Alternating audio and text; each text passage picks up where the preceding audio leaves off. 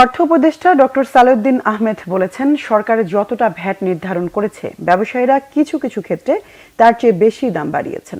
এ বিষয়ে কয়েকদিনের মধ্যেই তাদের সাথে বৈঠক হবে। বাজেটের সময় ভ্যাটের বিষয়ে দেখা হবে। সকালে সচিবালয়ে অর্থনৈতিক বিষয়ক সরকারি ক্রয় সংক্রান্ত উপদেষ্টা পরিষদ কমিটির আলাদা সভা শেষে এসব কথা বলেন তিনি। উপদেষ্টা বলেন, মূল্যস্ফীতি কমানোই এখন সবচেয়ে বড় চ্যালেঞ্জ। সরকার এর জন্য চেষ্টা করে যাচ্ছে, তবে এটা সহনীয় মাত্রায় আসতে আরও অন্তত ৩ মাস সময় লাগবে। তিনি বলেন, অতি প্রয়োজনীয় পণ্যের সরবরাহ নিশ্চিত করা হবে। বাজারে কোনো অবস্থাতেই এর ঘাটতি হতে দেয়া যাবে না।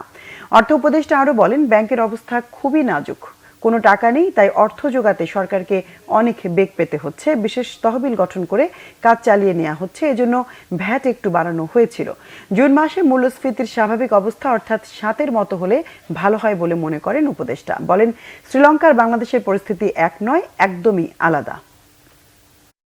বেড়েছে, তার বেশি পার্সেন্টে আবার একটা ম্যাগনিফাই করে বলতে দাম বেড়ে গেছে, বিস্কুটের দাম বেড়ে গেছে, বিস্কুটের 200 টাকার উপরে হলে আমরা বলছি, অন্য বিস্কুট উপরে। যাই হোক, এইটা ব্যবসায়ীদের সাথে কথা হচ্ছে পরশুদিন, একটা বড় বিষয়, কমার্স সেক্রেটারি আরো বসবে।